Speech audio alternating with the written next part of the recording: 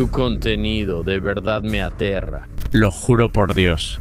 Nike. Shorts. Necesitas irte ahora mismo. No me toques, no me toques. Propiedad privada. Necesitas irte ahora mismo. Vete ahora. ¿Cómo manejas el riesgo? Este canal es como una pequeña misión secundaria. Siempre espero con ansias mis viajes porque pienso, no puedo esperar para estar dentro de una casa trampa en Nueva York, o no puedo esperar para ir a la cienciología y enfrentarme a la seguridad. Necesitamos que se retire. Está en propiedad privada, señor. Puede escapar. Todavía puede irse.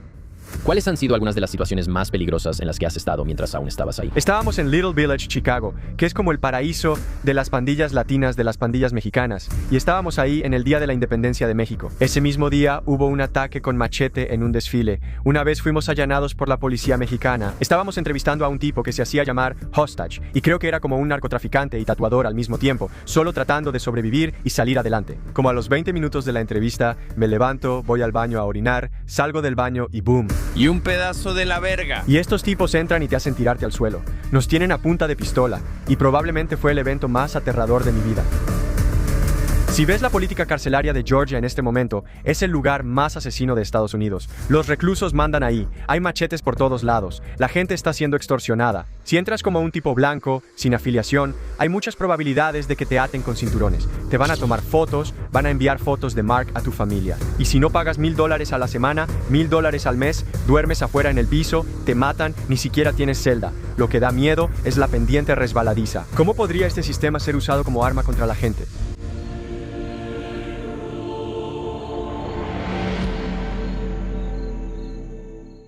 Tommy G, ¿cómo estás, señor? Estoy bien, hermano. ¿Y tú cómo estás? Estoy excelente. Estoy teniendo un día increíble y me alegra mucho que estés aquí. De hecho, esta no es tu primera aparición en el programa.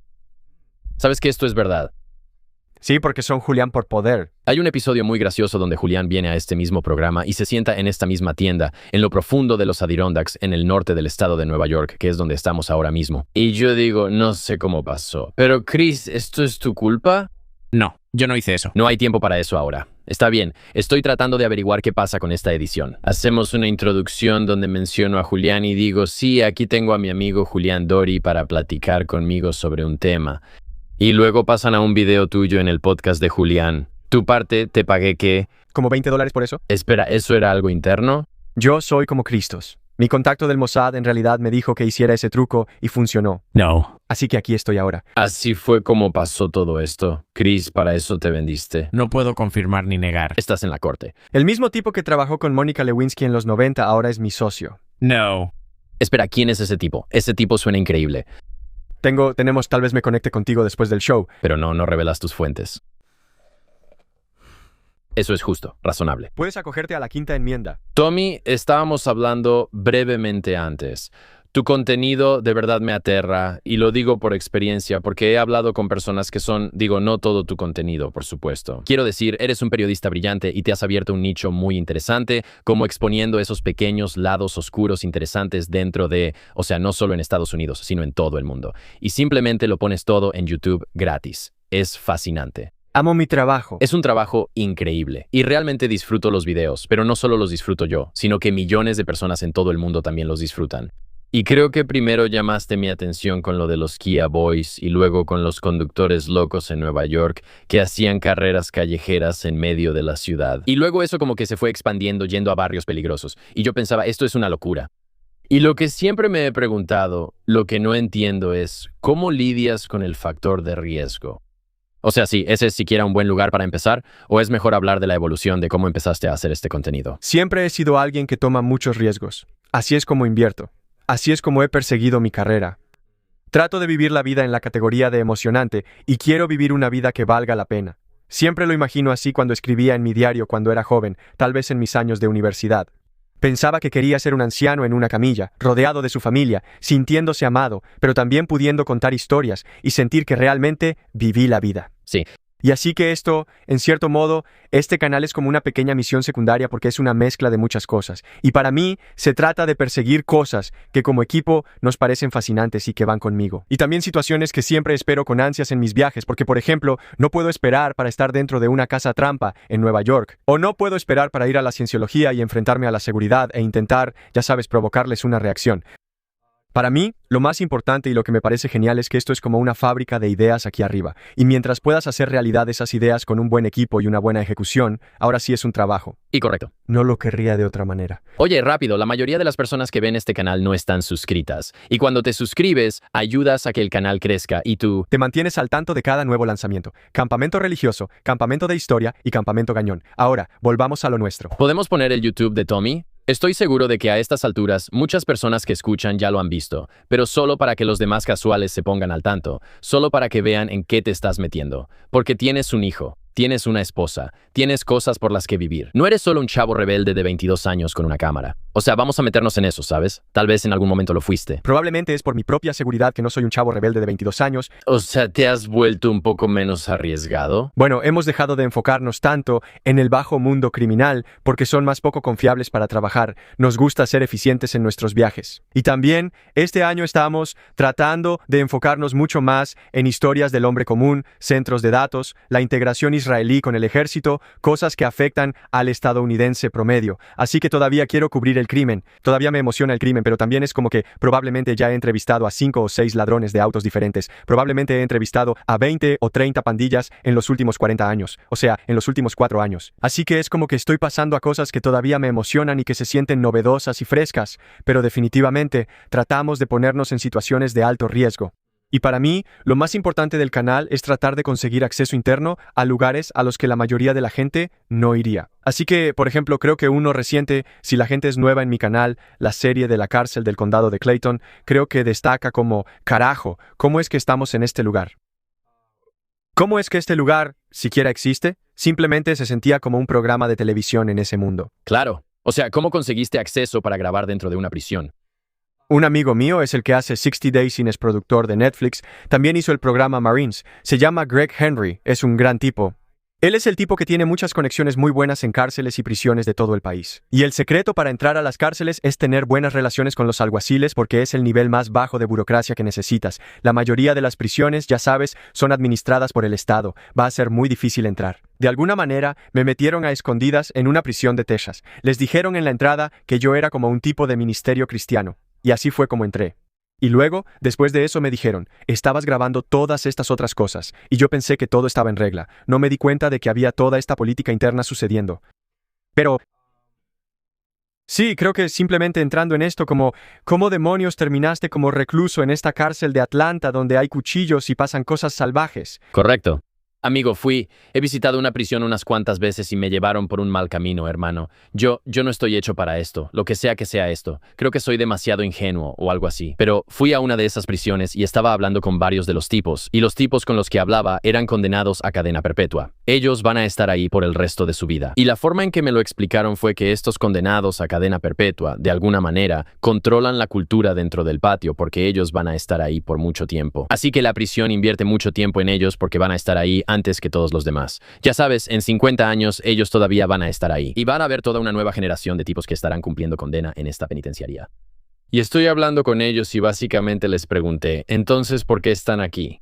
Y empiezan a contarme historias que son tristes pero comprensibles como, ya sabes, estaba haciendo un trato de drogas, salió mal, un tipo murió y ahora estoy en prisión. Y yo digo, caray, y él me dice, pero ya sabes, antes de eso, mis padres me maltrataban. Yo me había escapado de casa, me apagaban cigarrillos en la pierna y sufrí abusos y todo eso. Y escuché como 3 de esas historias seguidas, cada una con una versión diferente, como, sí, ya sabes, me puse un poco codicioso con mis impuestos y luego, ya sabes, tenía un pequeño plan y, ya sabes, el plan salió mal, pero estaba tratando de estafar a estos bancos. Y luego, claro, si intentas meterte con el banco, te van a atrapar. Así que estoy escuchando estas historias y pienso, hombre, estos tipos son bastante increíbles. Pero recordé todos sus nombres. Y luego me fui a casa. Y para cuando me iba, básicamente estaba al borde de las lágrimas porque pensaba, wow, estos tipos van a estar aquí para siempre. Todos han sido sentenciados desde los años 90. No han experimentado nada. Entonces, cuando salgo, busco todos sus nombres en Google y todos me mintieron. Maestros manipuladores, muchos de estos tipos, eso es lo que he descubierto en el mundo criminal. Muchos de estos tipos son los depredadores, pero se hacen pasar por víctimas, lo cual es algo muy extraño de encontrar, porque eso es, y yo también entré a este juego siendo muy ingenuo. Soy algo así, crecí en una zona muy agradable, con muy poca delincuencia, he tenido una gran vida, Y por eso tengo esta visión positiva y algo ingenua del mundo, de que todos pueden llevarse bien y que todos solo necesitan una oportunidad. Exacto. Tienen la capacidad de hacer el bien. Mucho del mal es sistémico y proviene de malos entornos. Y crecí en un lugar donde mentir no era muy común. Exacto. Y luego vas a estos lugares. Eso es algo con lo que realmente he batallado para entender de los barrios, la cantidad de mentiras, incluso cosas pequeñas como, oye, estoy a 5 minutos del lugar. ¿Qué tan lejos estás? Estoy a la vuelta, a 5 minutos. Y luego llegan 2 horas después. Y es como, ¿por qué no solo revisaste tu GPS y me dijiste? Así yo también podría haber hecho otras cosas. cierto. Y con estos tipos en prisión sí sientes que es un yin y yang, porque, por un lado, una decisión de un segundo puede ser un castigo de por vida. Pero por otro lado, muchos de estos tipos no eran personas con las que quisieras vivir al lado, ni siquiera su propia familia probablemente quería vivir cerca de ellos. No. Y entonces, hermano, es más difícil lidiar con eso. Y muchos de estos tipos no fueron decisiones de un segundo. Me lo explicaron de esa manera. Eran patrones, sí, patrones que llevaron a un segundo de matar a alguien. Tal vez. Es como, por ejemplo, uno de los tipos con los que hablé, él dice, me metí en problemas por este asunto de drogas. Esa parte es técnicamente cierta. La primera vez que lo sentencian, como en el 88, es por este asunto de drogas. Pasa como 5 años, sale. Y luego está viviendo en algo así como una casa de reinserción. Y después pasa algo muy loco, como que el vecino mata a la vecina, una señora mayor, la entierra en el patio trasero. El sobrino empieza a buscar como diciendo, oye, ¿has visto a mi tía? Mata al sobrino, lo entierra en el patio trasero. O sea, esto es de un sociópata. Es como tan sociópata. O sea, es una locura. O sea, de verdad es un tipo completamente desconectado de la realidad. Y luego va a la cárcel por asesinar a 2 personas y enterrarlas en el patio trasero, pero convenientemente omitió eso. Otra cosa. Me da lástima por él, por sí mismo. Sí, pero la parte más loca es que estaba tan metido en la terapia. Decía, ¿sabes? Me veo a mí mismo como ese árbol. Señala un árbol en el patio y dice, los árboles solo toman lo que necesitan, no toman toda el agua que hay en el suelo, solo toman el agua que necesitan para florecer. Así que, para mí solo trato de tomar lo que necesito y luego dar el resto. Y lo que me he dado cuenta es que realmente no necesito tanto. Y yo estaba como amigo. Tratando de hablar como si fuera Gandhi aquí. Yo estaba como amigo, literalmente eres el Buda. Esto es una locura. Otro tipo diciéndome prácticamente lo mismo sobre cosas de finanzas. Súper alto, guapo, tipo de cuello blanco usando un G-Shock y Oakleys ahí en el patio. Pensé que trabajaba ahí y él me dijo, no, solo soy bueno para él. Lo está logrando, ya sé, está viviendo. Puede que tenga algún plan o algo entre manos. Tiene muchas movidas, pero la movida que lo metió a la cárcel fue, ¿cómo le llaman? No fue parricidio o algo así, mató a toda su familia. Vaya. O sea, mató a su esposa y a sus 2 hijos, lo más brutal, lo más psicópata que podrías hacer. Se fuga a otro país y luego lo encuentran en la lista de los más buscados de Estados Unidos, usando las tarjetas de crédito de su esposa fallecida para acumular deudas y dándose la gran vida, y luego lo atrapan y lo meten a la cárcel. Y este tipo me miró a los ojos y me dijo, sí, ya sabes, una cosa lleva a la otra, las cosas salen mal, el sistema trata de atraparte. Y yo estaba como, ¿qué? Hay un equilibrio extraño, porque ves que la infancia de muchas de estas personas estuvo muy jodida, fue muy triste. Absolutamente. Pero hay muchas personas que han sobrevivido a infancias difíciles y usan eso como un ejemplo de lo que nunca deben repetir, en lugar de usarlo como una excusa para causar daño en el mundo. No, por supuesto. Y en ese momento, aún menos estaba tratando de diagnosticar lo que estaba pasando. Era más como, ¿cómo llegué aquí? ¿Cómo fue que me creí tanto esta mentira, sabes? Todos caemos en eso. O sea, Y es fácil cuando no estás en esa situación, cuando no estás bajo el hechizo de un ambiente nuevo, loco e intenso. Personas que, ya sabes, están cumpliendo cadenas perpetuas, hay muchas fuerzas que te harían simplemente sentarte, escuchar y observarlas. sí. Pero ahora, una vez que sales o vas en el coche de regreso a casa y empiezas a pensar como, ¿eso era puro cuento? ¿Eso no tenía sentido? Y entonces es como un truco de magia. Sí. Como si estuvieras en un truco de magia y dices, wow, hizo que ese anillo desapareciera o algo así. Eso es lo que es un manipulador. Al final. Es un mago profesional de la psicología humana. Sí. Y es como tener que aprender a caminar en un campo minado. Y creo que eso es lo que me parece tan curioso de la posición en la que estoy, ver la infancia que tuve, ver el vecindario de donde vengo, lo buena que fue mi vida. Y pensar que estoy entrevistando al señor traficante de fentanilo, asesino, ladrón de autos. Y para mí es un poco curioso cómo fue el camino que recorrí. Quiero decir, vengo de un trasfondo similar al tuyo. O sea, crecí en un suburbio agradable con 2 padres, varios hermanos, una educación muy religiosa. Era una vida muy promedio, como una existencia típica de estadounidense blanco, supongo. Y también me atraía hablar con personas que tenían antecedentes criminales por varias razones. Primero, era algo tan ajeno para mí, especialmente personas que tenían antecedentes criminales y que de alguna manera se reformaron, que ahora están del otro lado y pueden mirar hacia atrás con cierta objetividad. Eso era realmente fascinante. También creo que mostraba algo sobre la condición humana. ¿Cómo? ¿Qué somos los humanos cuando le quitas esa especie de barniz de la sociedad? ¿Qué es lo que realmente existe del otro lado? ¿Qué es lo que está en el núcleo de cómo interactuamos entre nosotros? Y creo que existe un código de conducta incluso dentro de comunidades que se involucran en mucha actividad criminal. Como ya sabes, cómo ser honorable y respetar, y cómo no ir tras los indefensos. He conocido personas que han matado a otras personas y dicen, sí, ya sabes, vi a un tipo faltándole el respeto a una anciana, así que tuve que detenerlo. Y yo digo, entonces eso todavía aplica para ti como ver a los vulnerables, así que estos temas que surgieron me parecieron muy interesantes. Pero últimamente como que me he desanimado de hablar con personas que tienen un pasado criminal fuerte y que no pueden verlo objetivamente porque solo habría tensión. Tengo curiosidad por saber cómo lidias con eso. A veces es difícil realmente hacerles las preguntas que quieres hacerles. Sí, hasta cierto punto, pero también por las cosas que lo rodean. Termino un episodio y de repente me están contactando por fuera como, oye, ¿puedes invitar a mi amigo? Y si digo que no, entonces se vuelve algo raro, como si les debiera algo. Sí, la cantidad de tipos que me han pedido dinero para la fianza, dinero para abogados, que me han buscado, y ni siquiera tuve nada que ver con eso desde el principio. Sí, solo te conocen como un tipo afuera que está conectado con algo. Tal vez tienes dinero, tal vez solo te ven como un chico blanco que tiene una buena familia y que tiene $1,000 por ahí. Piensan, sí, este chavo me va a dar dinero. También he notado que hay varios de estos tipos que, cuando están en la cárcel, tienen a su mamá, a la mamá de su hijo y a mí. Esos son sus 3 contactos. Así es. Y es como, espera, entonces la pandilla por la que dabas todo, ninguno de esos tipos está en tu lista de llamadas. Y lo bueno, creo que lo genial como sociedad es que estamos empezando a despertar. Creo que la cultura del drill rap al principio era como, carajo, ¿qué están haciendo estos tipos? Parece tan intenso y loco. Y hay algo fascinante en eso para un tipo que no es de ahí porque parece glamorizado. Es como de Hollywood. Sí. Pero luego siento que hemos llegado a un punto en el que se cerró el círculo, donde la mayoría de los videos de pandillas que publico ahora, la gente solo dice, imagina estar en 2026 y pertenecer a una pandilla. Porque estos tipos, muchos de ellos no tienen mucha educación.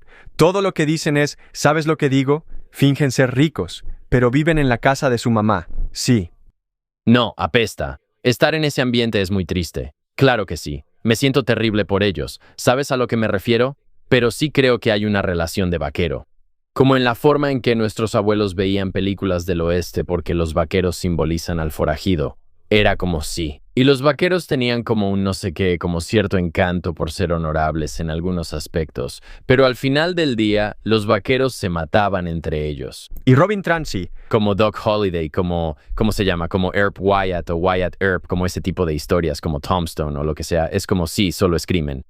Y como que lo racionalizan a su manera, pero sigue siendo crimen. Y creo que mucha gente juzga el drill rap de hoy como este fenómeno cultural que es como un cáncer. Pero yo digo, hermanos, solo son vaqueros en una versión diferente. ¿Sabes como cuando ves un video de O-Block y piensas, o pienso en Tay-Tech huyendo, haciendo música junto a su cartel de Se Busca? Yo digo, esto es un western spaghetti. ¿Sabes a lo que me refiero? Sí. Hay algo increíble en eso. Sí, es una locura, pero actuamos como si fuera, amigo, esto es una locura que Estados Unidos permita esto. Yo digo, Estados Unidos fue creado más o menos por este tipo de ética, así que no trato de ponerme por encima de eso, ¿sabes? Lo que sí me pregunto, creo que es fácil mirar al pasado y sentir y embellecerlo un poco, no racialmente, sino más bien como si los vaqueros tuvieran más honor, cuando probablemente también hacían cosas sucias. Sí, todos eran criminales, ellos eran blancos. O los mafiosos también, ¿sabes? Sí. Ellos también eran blancos. Pero también me hace preguntarme si parte del código de los gánsteres se ha perdido, porque, ahora mismo acabo de despertar esta mañana. Una de las primeras cosas que vi en Instagram fue a un grupo de chavitos gánsteres de como 15 años de alguna ciudad que tenían a sus rivales. Agarraron a sus rivales, los traicionaron y luego los metieron a una bañera y los estaban golpeando con una pistola. Y yo solo pienso, creer que está bien traicionar así. Creo que incluso podrían haber sido amigos en ese momento. Siento que al menos en los 90 con los gánsteres, como en Cabrini Green, solían hacer parrilladas comunitarias y se aseguraban de que los niños fueran a la escuela. Y había un poco más de responsabilidad. Y parte de eso es que hemos eliminado a todos los líderes. Así que ahora tenemos a todos estos jóvenes de 20 años que han sobrevivido o que son OGs. Y cuando vas a algunos de estos lugares como Little Village en Chicago, donde ves a niños de 12 años con guantes médicos porque están ocupados cometiendo delitos o robando, es como, ¿dónde está su liderazgo o guía? Todo se ha desmoronado. Sí. Sí. O sea, lo de rico es interesante porque sí elimina la infraestructura. ¿Sabes a lo que me refiero? Como esos tipos que eran los jefes, eran buenos organizando de tal manera que incluso hacían algunos beneficios para la comunidad. O sea, ves esto con las mafias italianas todo el tiempo, donde son como clubes de motociclistas. Sí, claro, es como, oye, vamos a hacer la colecta de caridad, vamos a hacer la parrillada, haremos la entrega de pavos en acción de gracias. Como que hacen cosas para devolverle a la comunidad, para de alguna manera protegerse contra el hecho de que ellos son los que mandan.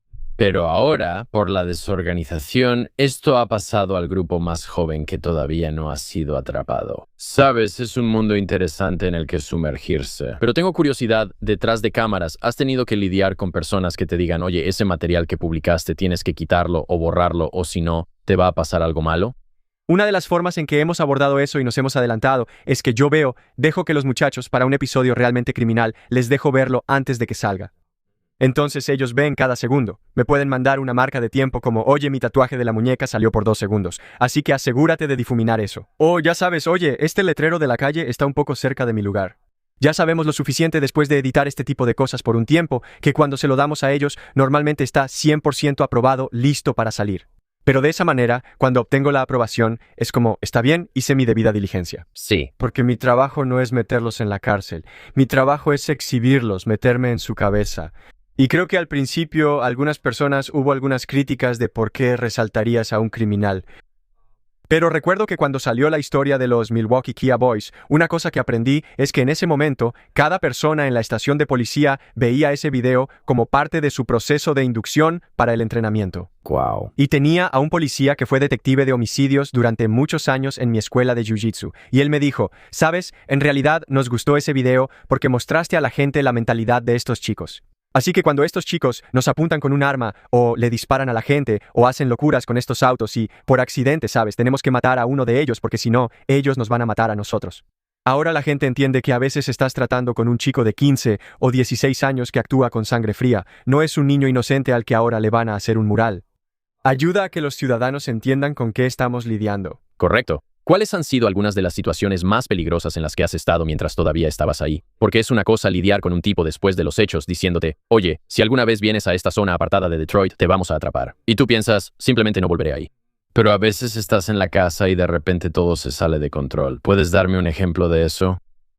Hay un par. Aquí hay un par de los principales que me vienen a la mente. Uno fue cuando estábamos en Little Village, Chicago, que es como el paraíso de las pandillas latinas, de las pandillas mexicanas, ahí mismo. Están los Latin Kings, están los Two Sixers, están los SDs, están los Maniacs. Hay muchas pandillas concentradas en esa sola área. Y estábamos ahí en el Día de la Independencia de México. Y ahí había habido un ataque con machete en un desfile más temprano ese día, y cuando llegamos nos dijeron sí, a nuestros rivales los atacamos con cuchillo. Nuestros rivales dicen que van a volver a la cuadra para atacar a las 8 de la noche, y yo veo, y son como las 7:45. Yo digo, bueno, tenemos 5 minutos, luego nos vamos, porque aunque ellos estaban emocionados por un tiroteo desde un auto, yo no quería estar cerca de eso. Sí. No, o sea, una vez fuimos allanados por la policía mexicana. Eso fue al principio del canal, estábamos entrevistando a un tipo que se hacía llamar Hostage, y creo que él era como un vendedor de droga y tatuador, solo tratando de sobrevivir y salir adelante. O sea, el lugar al que nos llevó ni siquiera tenía refrigerador. No tenía, o sea, era un alojamiento muy básico, de muy bajo nivel. Se notaba que este tipo solo estaba luchando para tener un techo donde vivir. Como a los 20 minutos de la entrevista, me levanto, voy a orinar, salgo del baño, ¡boom! Y alguien gritó, ¡la verga! Y estos tipos entran y te hacen tirarte al suelo. Estamos a punta de pistola. Y probablemente fue el evento más aterrador de mi vida. Tuve un poco de estrés postraumático. Recuerdo que cuando llegué a casa, sonó el timbre, y de inmediato mi corazón empezó a latir rápido. No duró mucho, no voy a decir que soy una víctima de las calles, así que necesito escribir un libro sobre eso. Pero me dio una pequeña perspectiva de estos tipos que sí sienten o ven eventos como este desde los 10 años en las calles. O sea, puedo ver por qué se vuelven insensibles. Incluso haciendo este trabajo, me he vuelto insensible. Antes, hace 3 o 4 años, cuando estábamos afuera de la casa de un vendedor de fentanilo en Chicago, yo estaba temblando en el auto. Pensaba, ¿de verdad deberíamos hacer esto? Vamos a entrar y, Dios mío, hay una pistola en la mesa y bueno, ¿qué vamos a hacer? Y ahora es como, ok, eso es fentanilo, está bien. O sea, sí. Y la manera en que lo comparo es con un cirujano de urgencias. ¿Sabes? Tu primer día en el trabajo, cuando recibes a un herido de bala, es como, ya sabes, va a caber una descarga de adrenalina. Pero ahora, después de algunos años, oye, pásame las suturas, necesito el paño. ¿Me puedes pasar esas pinzas? Es lo de siempre. Correcto.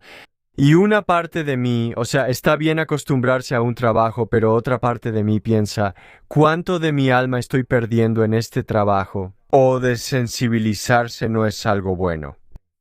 Cierto, la paranoia es útil en situaciones como esta hasta cierto punto. Entonces, ¿de qué manera te ha perjudicado esa desensibilización? Hombre, creo que lo bueno es que todavía hacemos una investigación a fondo y trato de construir una relación con estos tipos. Con muchos de ellos sigo en contacto años después de los hechos. Mi amigo Llano del video del fugitivo de Atlanta todavía me llama desde la cárcel y me pregunta, ya sabes, de hecho hablé con él esta semana. Estoy tratando de recordar porque pasé semanas hablando por teléfono con él antes de conocerlo en persona, así que para cuando llegué ya teníamos cierta confianza, ya teníamos una amistad en marcha. Y es una amistad extraña porque me caen bien estos tipos, pero no puedo involucrarme demasiado. Como que toman estas malas decisiones y de repente, como el otro tipo en el video, acaba de salir de la cárcel y ahora quiere ayuda con la vivienda. Así que lo conecto con una persona en Atlanta que ayuda a conseguir trabajo. Y entonces es una relación extraña donde quieres lo mejor para ellos, pero no quieres solaparles esas conductas y no quieres cargar con el peso que ellos mismos se han puesto. No se dan cuenta de que en su mayoría es culpa de ellos. Sí, claro. Y luego, o sea, incluso en el peor de los casos, ahora tú también estás implicado de alguna manera. ¿Sabes a lo que me refiero? Como, oye, ¿hay alguna manera en que puedas mandarme como $200 por tal cosa? Y luego, ya sabes, la policía revisa sus registros y dicen, espera, Tommy Shee le está mandando dinero a este tipo. ¿Qué está pasando? Sí. Y para mí, o sea, hay algunos tipos a los que he ayudado con dinero, como que ayudo un poco aquí y allá, como, oye, ellos hicieron un gran esfuerzo y se arriesgaron mucho para trabajar conmigo, y yo me beneficié de eso. Entonces, ¿qué me cuesta ponerles algo de dinero en sus cuentas para que coman mejor en esas terribles condiciones de la cárcel? Pero no me paso de la raya. Como, oye, ¿puedes? Como, he tenido algunas peticiones absurdas. Por ejemplo, un tipo con el que grabé hace como 3 años me pidió, oye, ¿me puedes dar unos 15 para un abogado? $15,000, hermano, ¿es en serio? Wow. Y tú dices, lo otro en lo que siempre pongo un límite es, si tu propia familia no te está ayudando, eso debería decirte algo, hermano. Sí. Así que tienes que ponerte las pilas. Y cuando era niño, tuve una situación familiar en la que uno de mis familiares fue arrestado y la policía entró a la fuerza a su casa un par de veces. Y las primeras veces tuvo ayuda, ya sabes, tenía un abogado. Era una situación de rehabilitación que era muy cara. Y luego, la tercera vez ya no hubo ayuda de ningún tipo. Un defensor público. O sea, estabas enfrentando una condena larga. Por suerte se redujo a que, ya sabes, cumplió como 10, 11 meses en la cárcel, salió y ahora lleva 8 años sobrio, le va fantástico, trabaja para empresas Fortune 500. Y fue el no ayudarlo lo que en realidad lo ayudó. Así es. Y por eso quiero tener mucho cuidado, porque también hay algo extraño. Los amigos a los que les darías dinero no necesariamente necesitan el dinero. Así es. Y los amigos que te pedirían dinero te preguntas, ¿esto realmente les va a ayudar? Sí, sí. ¿Notas una diferencia cultural si entras, por ejemplo, a una pandilla negra, una pandilla mexicana o una pandilla blanca? O sea, ¿qué ves que es muy parecido y qué ves que es distinto? En general, yo diría la estructura. Las pandillas latinas, las pandillas mexicanas tienen al menos bastante más estructura que las pandillas negras. Creo que muchas de las pandillas mexicanas tienen reuniones. Contribuyen a un fondo común donde si alguien muere, eso paga el funeral o cosas así. Hay más disciplina, donde te pueden golpear si haces algo, especialmente en California, porque el sistema de California está mucho más controlado. Quiero decir, hay tipos en prisión, como 150 miembros de la mafia mexicana en prisión, que toman las decisiones para, no sé si son cientos de miles de tipos en las calles, pero las pandillas negras parecen muy caóticas. Creo que muchos de sus líderes principales, Larry Hoover, todos sus tipos importantes, están en prisión. Y ahora tienes a estos jóvenes que son como, ha pasado de ser, está mucho más fragmentado, donde antes eran estos grupos organizados como un equipo de fútbol americano, donde era como, sé que los Bears están jugando contra los Packers y todos saben quién es quién, a donde ahora es un todos contra todos. Son pequeños grupitos que están peleando entre sí y que podrían vivir a una cuadra de distancia unos de otros. Yo diría, especialmente por la política carcelaria, como si miras la política carcelaria de Georgia en este momento, estamos haciendo un reportaje sobre las condiciones ahí porque yo diría que ese es el lugar más mortal de Estados Unidos. Memphis, Tennessee, es la ciudad más mortal. Es un lugar muy, muy peligroso. Pero en proporción creo que Memphis tiene como 500 o 600,000 personas. Eran 50,000 personas en el sistema penitenciario de Georgia y hay tantos asesinatos. Los internos controlan el lugar. Hay machetes por todas partes. La gente está siendo extorsionada. Si entras como un tipo blanco, sin afiliación, hay muchas probabilidades de que te aten con cinturones. Te van a tomar fotos, van a mandar fotos de Mark a tu familia. Y si no pagas $1,000 a la semana, $1,000 al mes, duermes afuera en el piso, te matan. Ni siquiera tienes celda. Así que hay tipos manejando estas redes de extorsión en las prisiones de Georgia ahora mismo que son súper ricos. A estos tipos les están dejando langosta con drones ahí adentro. Y pues, Literalmente están volando drones por encima de los muros. para dejar caer cosas. De hecho, estamos haciendo un reportaje sobre eso. Un tipo en Indiana, hemos estado filmando con él. Él está haciendo entregas con drones en prisiones y es un trabajo muy extremo y peligroso. Pero estas pandillas negras como que tienen conflictos entre ellas. Y no parece que, por lo que entiendo, no hay tanta cadena de mando donde, oye, el líder tiene que aprobar este ataque. Es más como, simplemente voy a matar a este tipo. Y en el sistema penitenciario de Georgia es tan salvaje que incluso algunos de los guardias están en pandillas. Y hablé con un tipo que lo pusieron en aislamiento. Y en medio de la noche, el guardia abrió la puerta y dejó entrar a un rival con un cuchillo para apuñalarlo como 6 o 7 veces. Y debería haber muerto, pero de alguna manera sobrevivió. Y estas son las condiciones con las que la gente está viviendo. Y de nuevo, todo se remonta a esto. Hay una simpatía. Incluso para un asesino, no creo que Estados Unidos de América, si ellos son responsables de tu seguridad en prisión, una prisión debería ser un ambiente seguro. Y pensar que hay personas que están siendo torturadas de manera horrible. Quiero decir, llevé una carpeta de fotos a los senadores de Georgia donde la espalda de un tipo está completamente abierta. Puedes ver cada músculo y ligamento porque toda su piel está desgarrada. Un tipo que murió porque le pasaron cuchillos calientes por todo el cuerpo hasta que murió. ¿Qué demonios? Hasta Jeffrey Dahmer estaría harto de lo que está pasando en las prisiones de Georgia. Así de mal está la cosa. ¿Es una prisión con fines de lucro? La mayoría son prisiones administradas por el Estado. Solo unas pocas son de Geo Group. ¿Cuál es la otra? Core Civic. Es un pequeño porcentaje el que es administrado de manera privada, y no tengo estadísticas sobre si hay una diferencia notable en cuanto a cuál es más peligrosa. Creo que ambas son bastante peligrosas. Pero es extraño pensar que dentro de una prisión la gente está siendo asesinada por todos lados. Sí. O sea, incluso la gente rica, amigo, ya sabes, le pasó a Epstein. Supuestamente. Supuestamente. ¿Quién sabe? No. Obviamente se quitó la vida. Sí. No. Pero supuestamente puede que no lo hayan asesinado. Sí, es un buen punto. ¿Quién sabe dónde está si sigue vivo? O sea, ¿viste la historia donde cubrieron una camilla con cajas y la sacaron por la entrada principal y luego sacaron su cuerpo por la puerta trasera o algo así? Tenemos todas estas cosas extrañas que han pasado. Tenemos todos los vacíos en el caso de Epstein. Tenemos la extraña falta de cobertura y evidencia sobre Thomas Crook. O sea, no tenemos idea de cómo vivía ese tipo. No tenemos nada. Su casa fue limpiada completamente. La escena de Charlie Kirk fue cubierta con cemento 1 o 2 días después. Sí. Tenemos todas estas historias muy extrañas, y estamos viviendo en una época caótica donde, por ejemplo, hubo un tiempo en que una felación en la Casa Blanca era noticia durante meses. Sí. Un tipo usando un traje color beige era una noticia, y ahora de repente como que esta persona robó $100 millones. Este tipo hizo esto, el hijo de él está involucrado en uso de información privilegiada, ahora estamos en guerra. Ahora estamos haciendo esto como que es agotador. Sí. El cansancio es real. No, eso es a lo que me refiero. Estoy completamente insensibilizado. Es como que digo, bueno, esto importa y luego espero a ver cuál es el impacto social y no lo hay. Y en cierto modo, ellos están ganando. Y vi una cita muy interesante. Olvidé quién lo dijo, pero básicamente era... ¿Cómo se llama ese comediante famoso que es grandote y que hizo su propio pequeño culto? Ben Owen, algo así. De todos modos, es un tipo enorme que tiene su propio pequeño culto. Pero desesperarse es un pecado. Y no soy cristiano, pero me gusta eso porque ahora mismo estamos en una época donde la desesperación está en el aire. Y se siente como si pudieran hacer lo que quieran frente a nosotros. Pueden ser los peores crímenes imaginables. Rituales satánicos, gente muriendo, siendo traficada, cientos o miles de millones siendo robados, y nosotros solo decimos, está bien, no vamos a hacer disturbios, no vamos a tomar la Casa Blanca, no vamos a tomar nuestro país. Pero creo que necesitamos inyectar esperanza de nuevo en el sistema, y siempre hago referencia a bichos, que las hormigas son fuertes. Somos más fuertes que los saltamontes, pero tenemos que unirnos. Sí.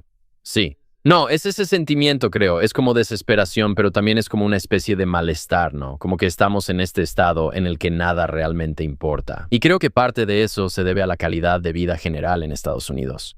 Como que, ya sabes, las cosas están mal, ¿no? Para mucha gente, como que la despensa está cara, pero todos más o menos tienen una televisión. Como que todos más o menos tienen un iPhone. ¿Sabes a lo que me refiero? Es el nivel mínimo de comodidad para no salir a las calles. Exactamente. Entonces, todos están como apaciguados. He escuchado a gente decir que el consumismo es la esclavitud definitiva porque tienes lo suficiente y dices, bueno, estoy tranquilo, ¿sabes? Podría ir al Pentágono ahora mismo o podría masturbarme. Sí. Sí, y dices, tengo mujeres desnudas ilimitadas en internet. Como, bueno, mejor hago eso. Es como que estamos apaciguados. Así que creo que ahora hay mucha más libertad y permiso para hacer cosas, ¿sabes? Sí, pero lo bueno es que veo a mucha gente uniéndose, incluso hablando con mis vecinos, que sé que están en el otro extremo del espectro político. Se siente divertido que todos con los que me topo entendemos este sentido general de lo que está pasando. Y también siento que hay como de 8 a 10 cosas en las que todos podríamos estar de acuerdo. No queremos la corrupción, no queremos el uso de información privilegiada, queremos que la lista de Epstein sea procesada, no queremos que los centros de datos se lleven todos los recursos. Queremos invertir en nuestra infraestructura y en nuestra economía, no queremos estar en guerras. Y sí se siente genial que tengamos el potencial de unirnos, pero necesitamos casi un momento decisivo o que surja un líder de las sombras que realmente nos ayude a llegar ahí. Sí. Pero tengo curiosidad de cómo se vería eso. ¿Sería como una revolución total o sería más bien como una especie de precaución, ya sabes, como realmente queremos gente en las calles así? ¿O queremos que alguien simplemente llegue y como que calme las cosas? Me refiero a la corrupción. Es preferible hacerlo pacíficamente y usar el sistema en su contra. Así que presentarse en las urnas, ya sabes, cuando tu consejo municipal aprueba un centro de datos, los despides para presionar a la gente. Tal vez sea una revolución fiscal. Creo que una revolución sangrienta suena como si hubiera un poco de ese ánimo masculino, como de vamos a recuperarlo, pero en teoría, cualquiera que tenga una revolución normalmente es un periodo bastante horrible de un par de décadas para recuperarse, si no es que más, y yo no busco eso, no quiero que la gente muera. Quiero que sea una revolución segura para la gente, si es posible. Pero la gente tiene que ir a la cárcel. Necesitamos ver justicia y necesitamos sentir que nuestro país está trabajando para nosotros.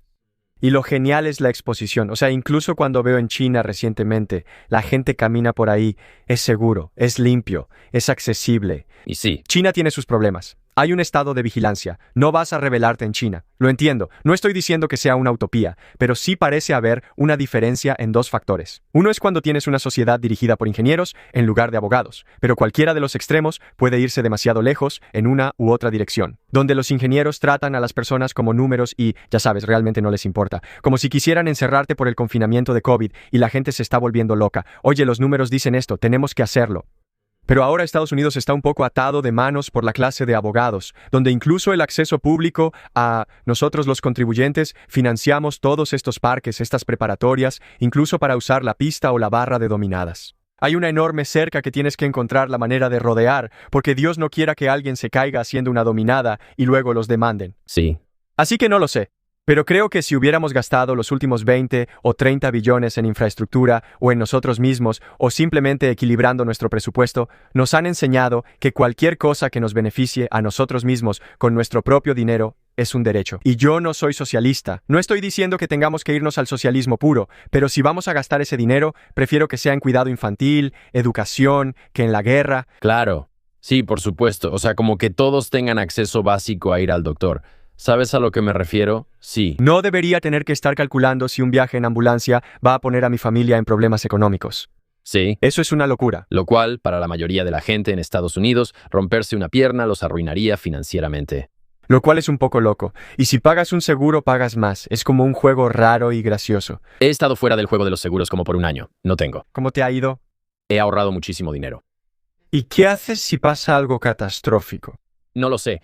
Entonces ¿no es esa la única falla en el plan? Como, Bueno, ese es el problema, ¿no? Como el problema del polizón. O sea, si algo catastrófico sucede, ya sabes, yo simplemente diría, está bien, no puedo pagarlo. Y entonces recaen todos los demás. ¿Sabes a lo que me refiero? Así que es como el problema del polizón ya es este tipo de sistema de salud cuasi universal que ya tenemos implementado de manera no oficial, lo cual es, no sé, algo tonto. Los hombres realmente no hablan de lo que pasa cuando envejeces, pero empiezas a notarlo. Tienes menos energía. Recuperarte del gimnasio toma más tiempo. Haces los mismos entrenamientos, comes bastante bien, pero no obtienes los mismos resultados. Y por un tiempo solo pensé, está bien, estoy envejeciendo. Pero para los hombres, la testosterona puede disminuir de forma natural desde los 30, y cuando eso pasa, puede afectar tu energía, tus músculos, la recuperación, la concentración y la forma en que tu cuerpo almacena grasa. Y por eso empecé a tomar Mars for Men. Lo he estado tomando durante unos meses y he notado una energía más constante, mejores entrenamientos, mejor recuperación y mayor concentración ahora que se acerca el verano. Mars Men es solo un suplemento natural. No contiene hormonas sintéticas ni estimulantes con ingredientes como Tongkat Ali, Shilajit, zinc, boro y un montón de otras cosas diseñadas para apoyar niveles saludables de testosterona. Está hecho en Estados Unidos, cada lote es probado por terceros y tiene una garantía de devolución de dinero de 90 días, y por tiempo limitado, los oyentes de este programa obtendrán un 50% de descuento de por vida, además de envío gratis y 3 regalos gratis en mengotomars.com. Eso es mengotomars.com. Y después de tu compra, diles que Mark y Chris del campamento te enviaron. Realmente ayuda. Ahora, volvamos al programa. Tengo curiosidad. ¿Alguna vez intentarías meterte en ese tipo de contenido? Sé que tú estás viendo cuestiones más sistémicas, como problemas de infraestructura. Por ejemplo, quiero investigar United Healthcare.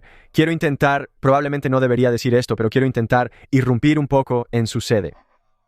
Acabamos de tener una interacción con Flock. De una manera pacífica. Por supuesto. Pero tuvimos una interacción con Flock donde... ¿Puedes explicar qué es Flock para las personas que no lo conocen? Sí. Flock Safety es una empresa que está poniendo cámaras por todo el país, y la forma en que llega es a través de miembros del Consejo Municipal o acuerdos con departamentos de policía. Y hay un argumento de que hacen mucho bien. Por ejemplo, he estado con los US Marshals cuando estamos rastreando criminales muy violentos y están usando el sistema de cámaras Flock para poder seguir a ese tipo, saber a dónde va a llegar, moverse, sacarlo de las calles antes de que ocurra más violencia. La vigilancia para atrapar criminales siempre es genial. Sí, increíble. Lo que da miedo es la pendiente resbaladiza, así que empezamos diciendo, está bien, solo va a rastrear las placas de personas violentas que la policía quiere encontrar. Perfecto. Está bien, pero ahora vamos a hacer una actualización de software donde ahora podemos rastrear audio, y ahora vamos a hacer una actualización de software donde rastreamos rostros, y ahora, ya sabes, y ahora vamos a vender estos datos, y ahora se los vamos a vender a los israelíes. O sea, ¿quién sabe? Y ahora vamos a decidir qué es un criminal. Sí. Y oye... Porque yo pienso, o sea, ¿Flock es una empresa malvada? No lo creo. Creo que sus elementos básicos son útiles para la gente. El problema es el aumento del alcance, y no tenemos votos sobre ese aumento del alcance. Nuestros miembros del Consejo de la Ciudad lo implementaron con un parche de actualización de software. ¿Quién sabe cuál será la siguiente versión? Y digamos que esto es lo que siempre nos da miedo. En caso de un gobierno tiránico, ¿cómo podría este sistema ser usado como arma contra la gente? Así que el punto que queríamos demostrar con Flock era que la vigilancia sin consentimiento no es divertida. Así que fuimos a sus oficinas centrales. Por cierto, ¿cuándo se va a estrenar este episodio? Probablemente en un par de semanas. Está bien, fuimos a sus oficinas centrales. Descubrimos que ya se habían mudado. Y eso fue como una noticia de última hora porque los medios todavía no habían informado que esta enorme empresa se había mudado. Luego descubrimos que tenemos una conexión, Ben Jordan, que está haciendo uno de los mejores trabajos periodísticos que he visto sobre Flock, además de ser un gran experto en tecnología. Él encontró la siguiente dirección, así que revisamos su nueva sede, y en ambos lugares su nombre no está en el edificio, no tienes idea de que están ahí. Tienen ventanas polarizadas porque volamos un dron para tratar de espiarlos. Y el ejercicio que íbamos a hacer era grabar los autos de los empleados y sus placas, pasarlas por el programa de Ben y simplemente mostrar, oye, cuando sigues la placa de alguien, aquí está toda la otra información personal que puedes obtener de eso. Y también, ¿qué se siente? Entonces fuimos a su sede de drones, que de nuevo es un edificio sin distintivos, que aparenta ser un centro de construcción, CS Construction, algo así. Y yo tenía una cámara Flock vieja y un equipo de grabación, y estaba rodeando el edificio y acercándome a las personas que estaban manejando, diciéndoles, señor, está bajo vigilancia, pero es por su seguridad, ya sabes, ese tipo de cosas. Llamaron a la policía. Y también negaron ser empleados de Flock. Decían, no, solo soy del grupo de construcción CES. Entonces traen a un policía para encerrarnos. Y yo estoy haciendo este ejercicio con el policía de, ¿estoy siendo detenido? Él no responde la pregunta, pero no puedo irme y mi auto no puede salir de ahí. Y también está bloqueando a otras personas que intentan llegar a su trabajo. Luego dice, tienes que hablar con este tipo, con quien ya habría hablado, pero no tienes que encerrarme para hacerlo. ¿Qué tipo? El de Flock, el tipo que fingió no ser empleado de Flock, pero ahora dice, soy empleado de Flock y me sentí muy inseguro. Estoy muy inseguro porque los estamos grabando. Sí. Así que sí te sientes inseguro cuando alguien te está grabando. ¿Y sabes qué? Es como el yin y el yang porque su argumento es, estamos a la vista del público, lo hacemos con las placas, no te estamos siguiendo hasta tu casa. Pero sí le da poder a la policía para seguirte hasta tu casa. Y dependiendo de tu postura política sobre los agentes de ICE, ellos estaban usando Flock o algún competidor para rastrear a las personas hasta sus casas. Tocan la puerta, dicen que tienen una orden cuando en realidad no la tienen y entran en ese tipo de área gris extraña. Probablemente estaban violando la Constitución con las cosas que hacían debido a ese aparato. Así que... Sí, es muy, muy inquietante. Que vayas con ellos y los enfrentes, por eso es muy gracioso. Pero pienso en Luigi Mangione, ¿verdad? Lo atrapan en un McDonald's de Pensilvania, simplemente sentado ahí con una mascarilla puesta. Las únicas fotos disponibles al público son solo de un tipo con sudadera y cejas. Y luego lo atrapan en ese McDonald's porque un empleado avisó a las autoridades.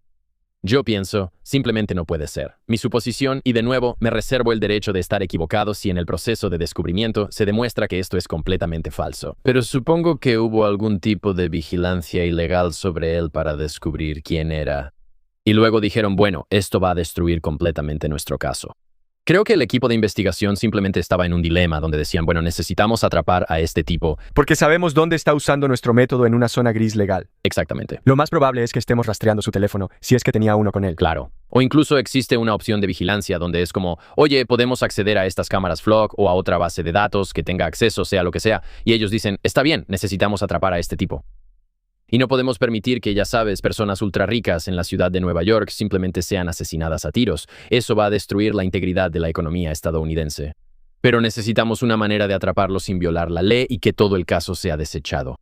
Así que dijeron algo como, una persona cualquiera en un McDonald's lo vio. Y yo pensé, ¿qué? Necesitaban de alguna manera crear la causa probable. Sí, pero has visto las fotos donde dicen, estamos buscando a este tipo. Sí. Y son solo 2 orugas, son solo 2 líneas negras en una pantalla con 10 píxeles. Y yo digo, ¿esa es la foto? Y un tipo concentrado en manejar todo un restaurante, volteando hamburguesas, controlando las moscas, arreglando la máquina de helados. Sí. También estaba lo suficientemente alerta como para decir, ese parecía el tipo de las noticias. Me mantuve alejado. Yo estaba como, simplemente, no sé. Tal vez es un empleado de McDonald's muy vigilante, que he conocido a muchos así. Claro, saludos para ellos allá afuera. Se están partiendo el lomo, especialmente si es un gerente. Sí es como, tal vez, una mujer lesbiana mayor dirigiendo este McDonald's, manejándolo como si fuera los marines. Ella sabe todo lo que pasa ahí adentro, así que tal vez solo está como, oye, estoy concentrada, puedo ver a un criminal a 1 kilómetro de distancia. Soy escéptico, pero es como, es una de esas cosas donde pienso, esto es, de nuevo, vigilancia que tal vez es buena porque quizás sí cometió este crimen con el que no estoy de acuerdo ontológicamente. Entiendo el mensaje y el sentimiento detrás de esto, pero no creo que debas andar por ahí matando gente. Pero siento que esto se me hace un poco turbio. 100%, y eso es contra lo que tenemos que luchar. Y eso nos lleva a otra noticia de última hora, que es la integración a través de la sección 224 de la Ley de Autorización de Defensa Nacional, la integración de Israel y Estados Unidos. Fuerzas militares. Y todavía sigo investigando exactamente qué significa, pero parece que vamos a compartir una cantidad agresiva de datos. Vamos a colaborar en sistemas de armas e incluso permitir que empresas israelíes se establezcan y operen en Estados Unidos. Y hay una disposición que les permite seguir dándole más dinero a Israel sin que el contribuyente lo sepa, y Benjamín Netanyahu, quien se atribuyó la responsabilidad de este plan. Y cuando hablamos de tecnología de vigilancia de datos, una de las cosas que Israel hace realmente bien es la vigilancia. Tienen a algunos de los mejores expertos en guerra cibernética del planeta. Su unidad 8200, que por cierto, está integrada en todo Silicon Valley. Su equipo en eso tienen habilidades fantásticas para espiar a la gente. Y entonces, no solo están obteniendo todos nuestros datos militares y están empezando a integrarse, sino que también, ¿quién hace gran parte de la ciberseguridad para las empresas de centros de datos? Check Point, que está dirigida por un empresario israelí que acaba de salir en la televisión diciendo que la única manera de proteger la primera enmienda es prohibirla un poco, como una especie de discurso orwelliano. Entonces, no sé, es algo así. Hay tantas formas en que sentimos que el mundo se nos viene encima y tantos ángulos desde los que nos están atacando. Es como, ¿a qué tipo en el bar te volteas y enfrentas cuando sientes que todo el bar está peleando contigo? Así siento que se siente el ciudadano estadounidense en este momento. Ese es el asunto. Podemos criticar a China diciendo, sí, ellos viven en un estado de vigilancia, ¿verdad? Viven en este tipo de régimen cuasi dictatorial. Pero ellos obtienen todos estos beneficios de eso. Y yo veo lo nuestro. Es como, amigo, nosotros también estamos en un estado de vigilancia y no tenemos atención médica. Así que pienso, si nos van a vigilar de todas formas, al menos que las calles estén limpias, ¿sabes? Sí. Si algunos de nosotros estamos pagando entre el 20 y el 40% de nuestro dinero al gobierno, deberíamos estar en Nueva York es aún más. Eso en sí mismo es un acto criminal. Y además de eso, está el impuesto a la gasolina, el impuesto a la propiedad, el impuesto sobre las ventas, este impuesto, aquel impuesto, el impuesto al alcohol. Acabo de estar en Virginia. Es como un impuesto del 20%. Es como que nunca termina. Pero para nada. Fui a una playa, estábamos haciendo shows en Virginia y yo quería saber, oye, ¿cuánto cuesta una silla de playa? Y me dicen, son $20 para rentar una silla. Y yo dije, genial, está bien, cool. Entonces, la pedí para mí y mis 3 amigos y salió como en $100. Yo dije, ¿qué? Pensé que dijiste que eran $20 y me dicen, sí, es 20% de impuestos. Y yo, ¿en una silla? Y me dicen, sí, amigo, el gobierno tiene que agarrar algo de este dinero de la playa. Yo dije, esto está loco. Así que literalmente como una quinta parte de cada dólar que gastas simplemente se agrega. Es algo bizarro. Y no solo se agrega, sino que ni siquiera rinden cuentas por eso. Aún así, siguen teniendo un déficit. Es como si fuéramos su patrocinador. Somos el patrocinador del gobierno. Sí. Y nuestra linda y tierna patrocinada no está gastando de manera responsable. Está comprando demasiadas bolsas Birkin y el país está a punto de colapsar. Sí. Tengo curiosidad. Ahora estás haciendo más contenido sobre los ultrarricos y, hasta cierto punto, sobre la clase de los multimillonarios. ¿Notas similitudes entre la forma en que operan estos multimillonarios y la forma en que operan las personas que dirigen esquemas delictivos de bajo nivel? Pasando a los delitos de cuello blanco. De hecho, estamos haciendo una historia en Nueva York sobre la epidemia de robo de escrituras. No sé si has escuchado algo sobre eso. Básicamente, estos caseros llegan y tienen esquemas sofisticados, o tal vez hacen que tu abuelo que tiene demencia firme un papel. Luego usan esa firma para falsificar más documentos y comprar esa casa o quitársela. Y de repente, una casa que, ya sabes, hay muchas familias así en el Bronx y Harlem, donde la casa es el mayor patrimonio que tienen, ha pasado de generación en generación, tal vez ya está pagada y libre de deudas. Y de repente aparece un tipo y les dice, ahora yo soy el dueño de esta propiedad. Y estamos investigando eso, pero la gente tiene miedo de hablar sobre muchas de las personas responsables de hacerlo. Y siempre pienso en la frase, aquellos de quienes tienes miedo de hablar, te controlan. Pero lo que noto sobre los criminales de cuello blanco es que es muy sofisticado. Lo hacen a través de mecanismos legales. Bueno, estos papeles dicen esto y mi abogado, y luego te ahogan en la corte con su abogado. Es muy diferente a la fuerza bruta de te voy a golpear con la pistola y quitarte la cartera. Es casi como un crimen de no te estoy tocando, donde sabes que lo están haciendo, pero como manipulan el sistema legal y tienen más dinero para ahogarte en honorarios legales, casi no hay nada que puedas hacer al respecto. Exacto. Y también lo intocables que son. Por ejemplo, puedes tener a un tipo que comete un delito de cuello blanco, donde un tipo que hace fraude con escrituras ha robado, creo que eran 11 o 17 casas, ¿cómo se llama ese tipo? Sonny Salarni, algo así. Podemos buscar el artículo. Pero supuestamente. Sí, supuestamente. Supuestamente él hizo esto, pero mientras están resolviendo el caso, son 17 casas en Nueva York, voy a suponer que cuestan $1 millón cada una, solo para ser conservador. Claro. Así que es un crimen de $17 millones. Él está bajo arresto domiciliario en este momento, mientras su caso sigue siendo procesado. Conozco a un tipo que robó $80,000 en asaltos a bancos en California. Creo que fue en los años 80, él cumplió 10 años. Es uno de mis mejores amigos. Y ya sabes, hay una gran diferencia, como que si tengo un poquito de cocaína, eso es un delito grave. Un poquito de fentanilo, todas esas drogas de la lista 1. Voy a ir a prisión y tendré un delito grave. Pero este tipo, fue sentenciado, pero todavía no. Él fue declarado culpable. Pero ahorita está con un monitor en el tobillo. Vaya. Así que un crimen de $17 millones, monitor en el tobillo. Estás bien, amigo, no tienes que, ya sabes, sobrevivir en estas cárceles tipo jungla que hemos creado. Pero un tipo que roba una tienda de conveniencia, digamos, le dan 10, 20, 30 años en prisión. Sí, ¿cuál es esa frase? Es como si te debo $1,000, ese es mi problema. Si te debo $1 millón, ese es tu problema. ¿Sabes a lo que me refiero? Llegas a niveles de dinero tan altos que, ya sabes, hay distintas formas de salirse con la suya. Mientras que las cosas pequeñas es como, bueno, esto obviamente está mal. Es mucho más evidente, así que simplemente encerramos a esos tipos, pero se siente completamente injusto. ¿Verdad? Pero puedes ver esto incluso de una manera mucho más macro. Y la gente ha señalado esto como que sí, tienes 1 gramo de marihuana, estás en prisión por quién sabe cuánto tiempo porque es tu tercer delito. Y luego tienes a alguien que está haciendo que la sociedad estadounidense se vuelva adicta a los opiáceos. Y es como que solo les ponen una multa. Si acaso. Un porcentaje de sus ganancias, donde de todos modos salen ganando. Sí, exactamente. Pero en los libros no son rentables, así que no pasa nada. ¿Sabes a lo que me refiero? Es como, bueno, esto es una locura. Y eso es justo el tipo de manipulación de cuello blanco de la que estoy hablando. Ellos hacen todo eso. Ya sea evasión de impuestos, ya sea robarle dinero a la gente, todo se hace de esta manera cuidadosa y legal en la contabilidad. Donde técnicamente todo es legal. Porque bueno, ellos también son los que ayudan a influir en el código fiscal o influyen en esto para poder jugar en ese juego. Sí. Pensar que yo pagué mucho más en impuestos que Donald Trump en los últimos años es increíblemente absurdo. Sí. No me molestaría pagar lo que me corresponde si sintiera que la sociedad se beneficia de eso, si el dinero se gastara adecuadamente y si se asignara de una manera que realmente ayude a la gente, en vez de bombardear a un tipo en una choza de tierra al otro lado del mundo con el que literalmente no tengo ningún problema. Y si lo viera en la calle le diría, oye, ¿qué tal? Ya sabes, ¿Cómo? no quiero atacar a ese tipo. No, él iba a hacer una bomba nuclear. Sí, él estaba a 2 semanas de tener un arma nuclear. Eso es lo que me dijo mi encargado de masajes. Él pudo haber estado cerca de una bomba nuclear, amigo. Lo cual es algo gracioso porque todos están cerca de hacer una bomba nuclear. ¿Sabes a lo que me refiero? O sea, tú estás más cerca de hacer una bomba nuclear que un tipo de hace 10.000 años. ¿Sabes a lo que me refiero? Eso es cierto. Así que, en ese sentido, si realmente lo ves desde lejos. ¿Vas a hacer que me allanen, que me califiquen? Sí, o sea, amigo, todos están bastante cerca de hacer una bomba nuclear, relativamente hablando. Quiero decir, Creo que según el espectro israelí de qué tan cerca estás de hacer una bomba nuclear, sí, todos están bastante cerca. eso es lo que digo. Tienes que, ya sabes, ser preventivo en el ataque. Tengo curiosidad si alguna vez has visto una especie de infiltración ideológica extraña, como cuando estás cerca de los ultra ricos. ¿Alguna vez los ves hablando de cosas o como si estuvieran participando? He notado, o al menos he leído, que personas con un patrimonio neto ultra alto casi caen en una mentalidad casi sectaria, donde casi se ven a sí mismos como enviados para salvar al mundo, como Peter Thiel, ¿no?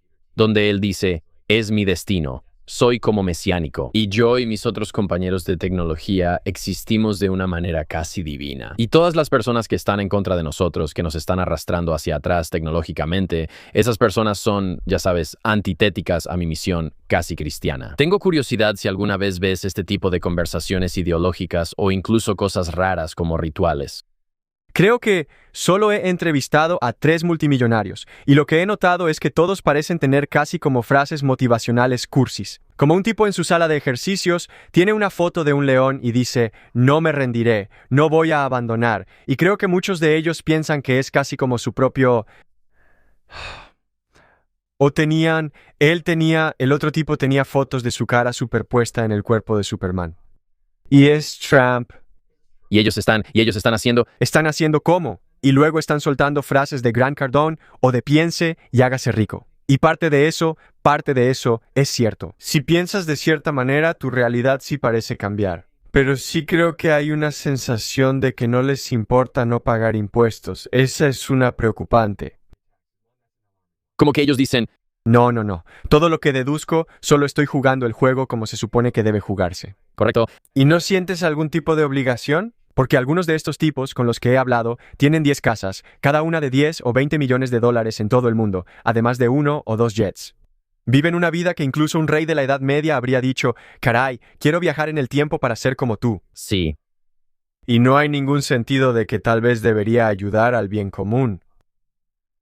Pero también hay otro extremo donde la caridad es difícil. Yo lo he intentado a mi manera. Hice una fundación sin fines de lucro de lucha libre en Milwaukee que duró alrededor de 1 año, donde hicimos una recaudación de fondos para ella. Y yo diría que aproximadamente el 60% del dinero era mío.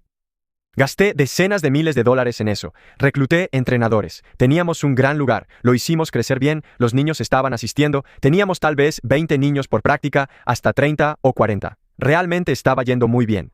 Y luego hubo, creo que tal vez una lucha de poder con los entrenadores o un entrenador realmente quería dirigirlo él solo. Pero también parte de eso fue porque tal vez era un tipo de barrio. Él pensaba que yo decía, quiero estar en los papeles, en la documentación. Y yo le dije, el papeleo de la organización sin fines de lucro que actualmente está perdiendo $45,000 al año. ¿Quieres estar en el papeleo? ¿Qué significa eso siquiera? ¿También quieres compartir los gastos de eso? Y él dijo, no, solo quiero estar en el papeleo. Y yo le dije, hermano, ni siquiera les hemos cobrado a los niños por esto todavía. O sea, no estamos ganando ni un centavo. De hecho, ahorita estamos en números rojos. Y luego él como que quiso irse a hacer lo suyo. Y es un gran tipo, es muy bueno para el deporte y para los niños en Milwaukee. Así que no lo estoy insultando, pero lo que sí digo es que a veces es difícil regalar dinero. Así que incluso estos multimillonarios, el asunto es que hay niveles. Pueden crear toda una empresa sin fines de lucro, que es lo que yo espero hacer cuando sea increíblemente rico. Ok. Voy a financiar de manera perpetua un gimnasio de lucha en Milwaukee. Los niños nunca tendrán que pagar. Tendremos entrenadores de primer nivel que hemos reclutado de todo el país. Una instalación de última generación. Va a ser un beneficio para la comunidad. Nos vamos a enfocar en el liderazgo. Nos vamos a enfocar en la responsabilidad, en comer sano, en todas esas cosas. Pero no parece que muchos de ellos, o sea, yo diría que muchos de estos tipos que he conocido en el círculo de los ultrarricos, ni siquiera el 1% de su dinero iría anualmente para ayudar a la gente. Interesante. Sí, o sea, incluso Mackenzie Bezos, ella donó un montón de dinero, ¿no? Se divorcia del viejo Jeff y luego empieza a repartir dinero así nada más. Es bastante admirable. Eso está bien. Sabes, creo que Melinda Gates también hace un muy buen trabajo con eso. Probablemente está lidiando con mucho TPT relacionado con su esposo. Sí, Si descubrieras que tu esposo supuestamente les hizo a niños las cosas más diabólicas que se puedan imaginar, sí. eso sería difícil de soportar. Sí, supongo. Pero no sé. Es interesante. O sea, hay personas que lo hacen. Ya sabes, hay algunos multimillonarios, ¿no? Que consiguen el dinero y no corrompe inmediatamente sus almas a tal grado. No me gusta. No diría necesariamente que todos ellos están totalmente equivocados, como que operan desde una filosofía muy mala, porque creo que piensan, oye, el negocio privado es el mejor camino. Yo creo empleos. Es lo más eficiente. Y regalarlo es casi como una especie de asistencia social que realmente no ayuda a la gente, porque hay un elemento, como estamos hablando de habilitar a las personas, de simplemente regalar algo. Es el dicho de enseñar a un hombre a pescar. Y creo que muchos de ellos tienen esa mentalidad, que sí creo que es una mentalidad probablemente correcta en los hechos. Es mejor enseñarle a un hombre a pescar que simplemente darle un pescado todos los días y hacerlo dependiente de ti. Sí. Pero me pregunto si hay una manera, como si fueras uno de estos ultra ricos, como de esos tipos que casi son billonarios. O sea, estoy hablando del top 10. ¿Sí? Si simplemente crearas como un empleo garantizado para todos, así como que cualquier persona pueda presentarse y conseguir un trabajo. Y luego crear una infraestructura donde no solo estén cavando hoyos y llenándolos, sino que estén haciendo algo productivo o incluso una situación de trabajo a medias donde no solo se trate de regalar dinero. Pero es como Las personas siguen ganando, sí. ¿Hay algún tipo de opción de empleo que está garantizada? Como que podrías encontrarte con un vagabundo al azar y decirle, amigo, si vas a este lugar, conseguirás un trabajo. ¿Estás familiarizado con el CCC de los años 20 y 30, el Cuerpo de Conservación Comunitaria? Esos eran los tipos que construyeron muchos de los parques nacionales. Creo que trabajaron en proyectos de infraestructura, pero esto fue después de la Gran Depresión y contrataron a cientos de miles de hombres en todo el país para ayudar a construir Estados Unidos. Y creo que podríamos usar algo de eso. Pienso que, primero, estos tipos deberían ser realmente grabados. Deberían pagar lo que les corresponde. Y no deberías poder usar lagunas fiscales para deducir todo, al grado de que yo termine pagando más impuestos que toda la corporación de Amazon. Pero porque lo que estamos descubriendo es que los hombres se sienten muy bien cuando se les pone a trabajar y están beneficiando a su comunidad. Ayer estábamos haciendo una grabación de calistenia en Harlem y hablamos con un tipo enorme, todavía con su ropa de construcción, que se acercó e hizo dominadas. Y él dijo, estoy ayudando a construir América. Y quiero que ese tipo, en vez de los Migos o cualquier rapero, sea el ejemplo al que aspire la gente del barrio. Porque sí necesitamos que los hombres trabajen y además eso te hace sentir bien. Y también hemos hecho este truco raro, donde hemos menospreciado el trabajo manual. Trabajar con las manos de alguna manera es visto como una ocupación inferior, como si fuera más servil. Pero si trabajas en un cubículo, ya la hiciste en este país. Y creo que estamos descubriendo que el cubículo te deprime. Yo tenía un trabajo de ventas externas, aunque a veces también estaba en un cubículo. Lo odiaba. Aprendí mucho, pero lo odiaba. Pero necesitamos plomeros, necesitamos electricistas, necesitamos gente que construya las carreteras, que construya el mañana, tal vez construyamos un sistema de trenes, un sistema de tren bala. Necesitamos eso en este país. Si hubiéramos gastado $20 billones en eso, en vez de en la guerra, yo estaría feliz. Feliz, sí. Si ese es el presupuesto. Pero, no sé de qué estoy divagando, la verdad. A estas alturas. Sí, pero me estabas animando, me gusta eso. Sí, no sé, es algo complicado, la verdad, con los impuestos. Es como, ni siquiera sé, no sé cómo lo haces. Exacto. Porque estos tipos, en papel, realmente no están ganando tanto dinero, ¿verdad? Solo tienen estas opciones sobre acciones que suben. Piden préstamos usando esas acciones como garantía. No puedes grabar el préstamo porque están pagando intereses sobre él. Así que es como, está bien. Y luego todas las empresas están registradas en Irlanda o donde sea, como que están poniendo su propiedad intelectual en Dublín porque tienen leyes diferentes y esos países van a abrirse para crear oportunidades de negocio y tener un mercado libre donde puedan atraer, ya sabes, empresas que buscan ventajas fiscales. Así que es como, no sé cómo solucionas eso. De verdad no sé cuál es la respuesta. Bueno, estaría aún más de acuerdo con que evadieran impuestos si al menos le pagaran a sus empleados un salario digno, donde un empleado de Walmart no tuviera que conseguir también un trabajo en Applebee's. sí. ¿Sabes? Es como aprovecharse de la peor manera. No solo no pagas impuestos al fondo público, sino que tu propia gente que trabaja 40 horas a la semana sigue dependiendo de la asistencia social. Sí. ¿Y quién paga la asistencia social? Son los contribuyentes. Así que ahora lo has subsidiado. Sí, exactamente. Como... Honestamente, probablemente la mayor reina de la asistencia social es una empresa como Walmart. Sí. Y pensamos que es la señora del parque de casas rodantes, pero en realidad es Walmart. Sí, y hay pequeños detalles. Recuerdo haber leído una historia sobre Walmart tratando de aumentar el salario mínimo. Y escuchas eso y piensas, suena bien. Pero luego te das cuenta de que si Walmart aumenta el salario mínimo, por un tiempo pueden seguir cubriendo el costo, que para ellos es marginal. Pero eso deja sin recursos a todas las demás tiendas a su alrededor. Y entonces ahora piensas, espera un segundo, pensé que esto era algo bueno. Pero en realidad, Walmart está eliminando toda la competencia en el mercado local. Y luego, eventualmente, le doy 10 años, el salario mínimo no ha subido en absoluto. Todas las tiendas familiares ya desaparecieron, y ahora Walmart es el único lugar en la ciudad. Piensas, esto sonaba bien, yo estaba de acuerdo, y de repente me di cuenta de que en realidad era una artimaña para destruirnos. Ese es un acto de equilibrio difícil. Hay tantas opciones en las que estás condenado si lo haces y condenado si no lo haces. Y es fácil para nosotros, en el norte del estado de Nueva York, justo afuera del bosque por donde manejé para llegar al parque y verte, pensar que solo voy a tener esta idea utópica. Pero en realidad, hay tantas cosas que ocurre el efecto dominó y no te das cuenta de lo que has hecho hasta que es demasiado tarde. Y eso es lo que hace que ser político sea en realidad un trabajo bastante difícil. Sí. Te odian por todo, te culpan por todo, parte de eso definitivamente te lo ganas. Pero hay tantos pequeños ajustes que si giras la perilla de cierta manera, terminas perjudicando a la gente. Pero si giras la perilla de esa otra manera, perjudicas a los de allá. Amigo, de verdad, no lo sé. Trato de no hablar desde una postura de superioridad o arrogancia porque realmente no sé nada, y además tampoco me gustaría ser político. Me gusta criticarlos, pero para nada quisiera hacerlo yo. Sí, porque incluso estaba hablando con un amigo que conozco que está en el ejército, y él me decía que es muy probable que en cada operación que sucede, como dadas nuestras frentes abiertos en Medio Oriente e incluso en Sudamérica, que, como Trump o como Hack Hexet, ellos reciben un informe que dice, oye, esto es lo que va a costar esta operación, y estas son las bajas que podríamos tener, queremos seguir adelante. Y están estimando literalmente cuántos seres humanos van a morir de nuestro lado. Y les preguntan, ¿quieres hacerlo? Y él dice sí. Y él dice, son solo 500, está bastante bien. Sí. Y es como, ese es el cálculo que tienes que hacer. Es como que 500 familias ya no van a tener a sus hijos. Y es como, ¿haces eso? De verdad no lo sé. Y mi reacción instintiva es como, no, hermano, relájate. ¿Sabes a lo que me refiero? Esa es mi reacción instintiva. Pero también no sé si yo debería estar a cargo de defender nuestro país. No lo sé. Hay cierto nivel de ser despiadado y tomar decisiones calculadas que necesitas tener para ser un líder en la cima. La mayoría de nosotros no tenemos esa capacidad o batallaríamos demasiado con eso, aunque podamos abuchear a algunos de estos tipos todo lo que queramos. Pero el hecho de que a veces tengan el valor de tomar estas decisiones, lo único que yo le respondería a eso es, está bien, señor Trump, si tiene el valor de tomar esta decisión de ir a la guerra con Irán, ¿su hijo también va a estar en la primera línea?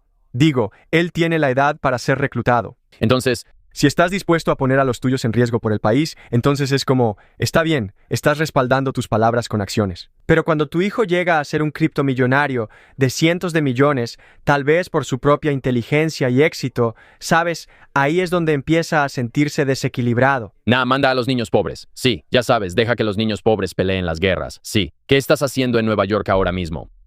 3 historias que estamos tratando de entender. Calistenia en Nueva York, hay unos tipos que hacen dominadas muy geniales y locas. Yo crecí viendo un programa llamado Bartenders. No sé si alguna vez has oído hablar de eso. Pero Bar Stars es otro. Sí. Así que básicamente, calistenia de barrio, una historia positiva del barrio, también hablando de nutrición. Estamos hablando del robo de propiedades, los caseros quitándole casas a la gente, y luego estamos entrando a casas trampa, y ahí es donde estuve anoche. Me hubiera gustado conocerte anoche para el partido de los Knicks. Pero íbamos rumbo a la casa trampa de este chico y escuché lo que estaba vendiendo. Percocet, crack, cocaína, marihuana. Yo dije, ok, definitivamente tenemos que ir. Este tipo tiene un buen inventario y quiero cubrirlo como si fuera un episodio de Business Insider. Sí. Íbamos manejando y empezamos a entrar. Dijimos, esto parece un área demasiado bonita. Nunca he estado en una casa de drogas en los suburbios. No es lo suficientemente marginal. Si yo fuera un vecino aquí, me daría cuenta y llamaría a la policía porque no quiero eso cerca de mí. Y es como, bueno, lo que sea. Así que entramos, estuvimos ahí probablemente 5 o 10 minutos, y luego la mamá de uno de los chicos del grupo, llega a casa, está golpeando la puerta principal. Travis, no vas a dejarme fuera de mi propia casa. Y ahora estoy asustado porque pensé que tal vez, ya sabes, en las narcocasas o es un tipo entrando para robarle al que vende porque tiene una buena cantidad de dinero en efectivo o es la policía derribando la puerta. Y ninguna de esas son situaciones en las que quiero estar. Nunca pensé que una MILF me iba a asustar tanto. Luego ella corre hacia la puerta trasera y entra a la fuerza, y probablemente éramos como 10 ahí. Estamos todos amontonados en la puerta principal porque el niño no puede abrir la cerradura y estamos atrapados ahí. y mi grupo y yo estamos hacia la parte de atrás, más cerca de la mamá, mientras ella entra corriendo. Y yo así, yo no tuve nada que ver con esto. Y además, estoy de tu lado, mamá, o sea, yo también estaría enojado. Entonces yo así, yo no habría venido si hubiera sabido que estabas aquí. Así de simple. ¿Y qué dijeron los niños? Él dijo, sí, mi mamá está aquí. El amigo del niño estaba presumiendo, como diciendo, no, mira esto está bueno, esto es buen material, como que no nos importa, de todos modos vamos a seguir vendiendo desde aquí. Y luego hablamos con él en el auto. Le dije, amigo, tú vives en los suburbios, ¿verdad? Le pregunté, ¿qué haces vendiendo siendo un chico de los suburbios? Y el dinero, lo que sea. Y le pregunté, ¿alguna vez te han cateado el lugar? Dijo que se lo han cateado unas cuantas veces. Y le pregunté, ¿alguna vez has tenido que mudarte? Él dijo, sí, mi mamá, mis hermanos y yo tuvimos que mudarnos varias veces. Le dije, ¿qué carajos haces haciendo que tu mamá se mude de su casa? Y él me dijo, bueno, yo pago una buena parte de las cuentas. Y es como, Todo es un yin y yang, lo entiendo, pero es como, hermano, solo consigue un trabajo. sí, supongo que lo que he aprendido en este trabajo es que a veces es difícil serlo. Ahora soy menos absolutista. Sí, Soy más de zonas grises, lo cual no quiero decir que no me decido, pero normalmente puedo ver ambos lados y eso hace difícil estar completamente de un lado o del otro. no, 100%. Esto es incluso parte de hacer este programa y también de vivir en Nueva York y estar tan cerca de personas que crecieron de una manera tan diferente a la mía. Había preguntas que yo les hacía que para mí sonaban obvias. Tengo amigos que crecieron en barrios muy peligrosos, estuvieron involucrados en delitos, pasaron un tiempo en prisión y ahora han cambiado completamente sus vidas. Y recuerdo que les decía, amigo, creciste en Nueva York, estás justo al lado del centro financiero del mundo, hasta cierto punto. ¿Por qué no simplemente te metiste en finanzas? Y literalmente su respuesta fue tan simple pero tan clara. Él solo dijo, nunca conocí a nadie que no vendiera drogas.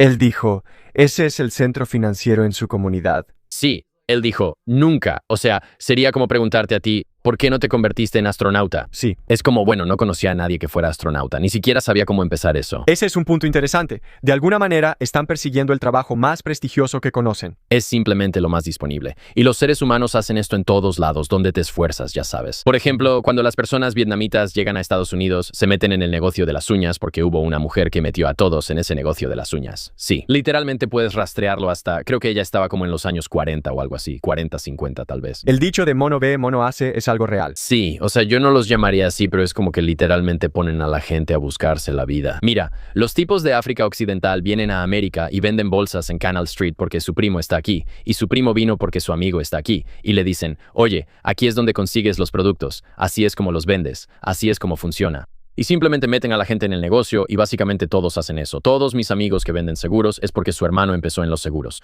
Y son diferentes formas de buscarse la vida. Y así las comunidades se mantienen aisladas. Y entonces cuando vives en una comunidad que se sostiene con este tipo de cultura, simplemente perpetúas la cultura porque es lo que te rodea. Salir de ese círculo es peligroso porque creo que se remonta a cuando dejabas la tribu, eras el único en el bosque. Ahí es donde está todo el potencial de encontrarte con algo realmente aterrador. Y además es alejarse de la seguridad total porque si sé, oye, tal vez no me importa vender droga, pero esta es la única manera en la que estoy seguro de que ganaré dinero. Si intento expandirme más allá de eso sin contactos en ese ambiente, me estoy adentrando en lo completamente desconocido y estamos entrenados para tenerle miedo al universo. Desconocido, por supuesto.